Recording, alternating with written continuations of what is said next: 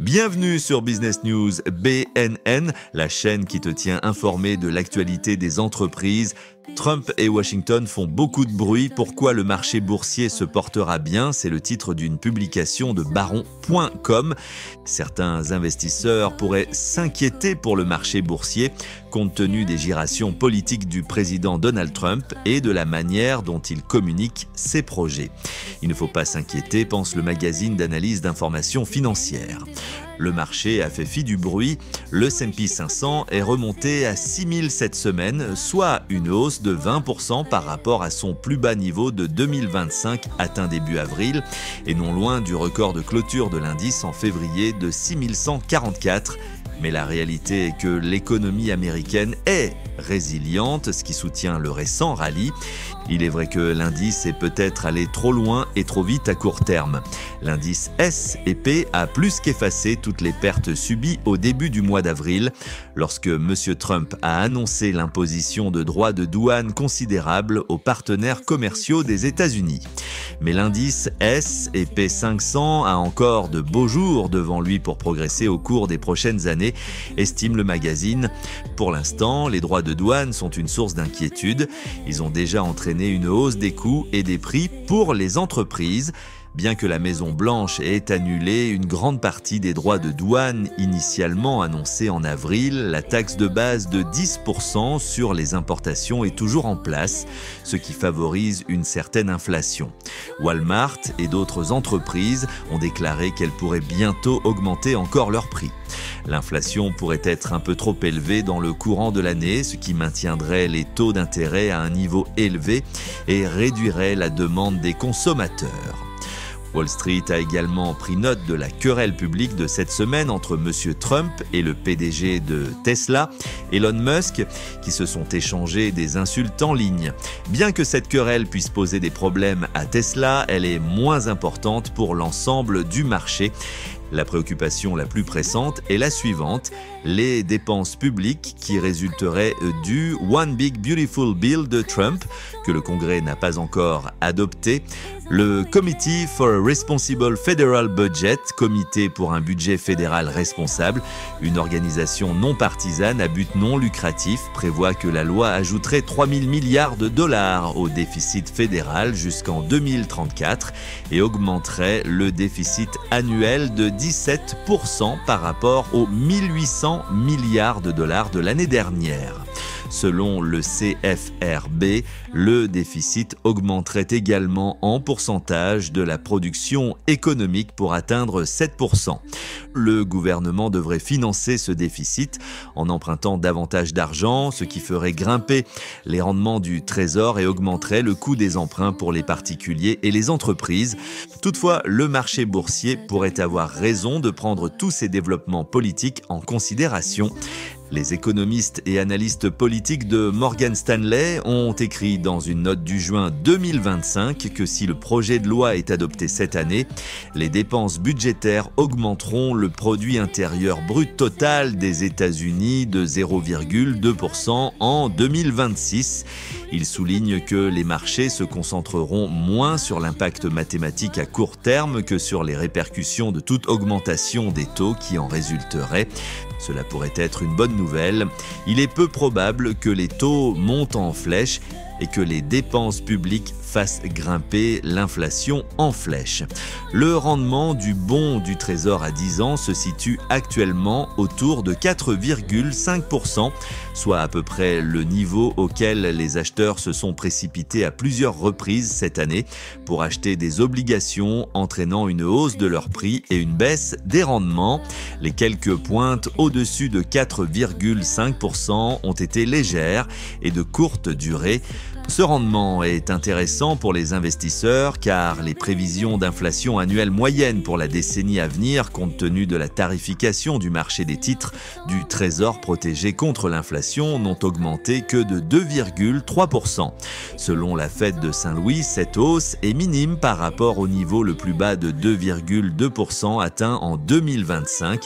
Cela signifie également que les investisseurs en obligations du Trésor peuvent obtenir un rendement qui dépasse largement l'inflation, ce qui encourage l'achat d'obligations et la stabilité des rendements.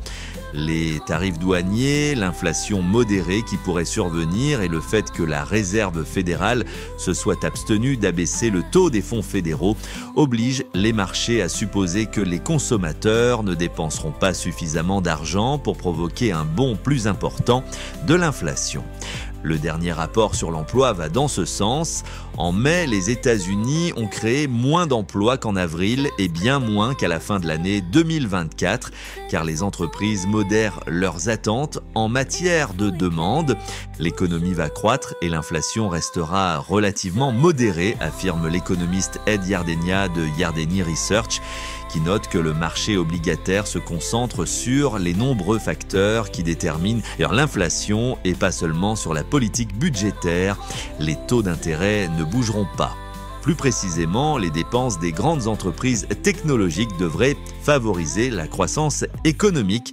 Microsoft, Meta Platforms, Amazon.com.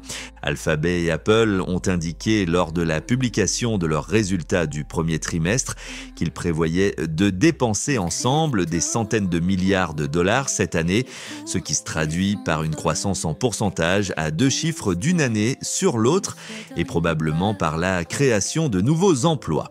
Ces entreprises doivent continuer à dépenser pour que leurs produits restent compétitifs et la plupart d'entre elles ont la capacité financière de le faire. La plupart d'entre elles ont plus de liquidités que de dettes. Au total, leur liquidité s'élève à près de 400 milliards de dollars, soit près de 13% de la production américaine. La technologie est un domaine dans lequel il faut continuer à dépenser quoi qu'il arrive pour rester compétitif. Et c'est une autre source de force économique, explique M. Yardeni. Dans l'ensemble, une croissance économique modérée validerait le fait que les analystes s'attendent à une croissance globale continue des bénéfices de l'indice S&P 500 au cours des prochaines années, selon FactSet. La croissance des bénéfices pousse les prix des actions à la hausse, tant que les taux restent largement stables, ce qui rétablit la confiance dans l'économie. C'est la raison pour laquelle le marché haussier se poursuit et se maintiendra à long terme. Pour t'informer, BNN est abonné à des outils payants. En retour, on t'invite à t'abonner gratuitement pour encourager la chaîne. Autres informations, une nouvelle piqûre prévient le VIH et donne un nouveau souffle à une biotechnologie stagnante, estime Wall Street Journal. Après des années de stagnation, Gilead parie qu'un vaccin contre le VIH administré 2 fois par an peut relancer son moteur de croissance. Dans le courant du mois, la Food and Drug Administration devrait approuver une injection biannuelle révolutionnaire pour prévenir le VIH, une étape importante dans la lutte menée depuis des décennies contre une maladie autrefois dévastatrice. Pour Gilead Sciences, l'acteur dominant dans le traitement du VIH, cette percée permet de réaliser ce que des années d'acquisitions spectaculaires mais décevantes n'ont pas réussi à faire. Wall Street y prête à nouveau attention. Depuis qu'il a été annoncé en juin dernier que 2 injections annuelles de lenacapavir suffisaient à prévenir toutes les infections par le VIH dans le cadre d'une étude portant sur des femmes et des jeunes filles, les actions ont fait un bond de 73%. Gilead n'est toujours pas très chère. Elle se négocie à 13,3 fois les bénéfices prévisionnels, ce qui est inférieur à la moyenne du secteur qui est de 14 fois selon l'indice pharmaceutique NYSE-Arca et ce qui n'est guère exagéré pour une entreprise à l'aube d'un nouveau cycle de produits. Les investisseurs pourraient craindre d'avoir déjà vu ce film. Il y a 10 ans, les actions de Gilead ont grimpé en flèche grâce à l'enthousiasme suscité par son traitement contre l'hépatite C, avant de s'essouffler lorsque la plupart des patients ont été traités et que le marché s'est asséché. L'entreprise est ensuite tombée dans le piège de la valeur, plombée par une croissance anémique et une série d'accords décevants dans le domaine du cancer. Cette fois-ci pourrait être différente, mais seulement si Gilead peut s'exécuter Plus de 400 000 personnes aux États-Unis sont actuellement sous prophylaxie pré-exposition, un médicament qui protège contre l'infection par le VIH.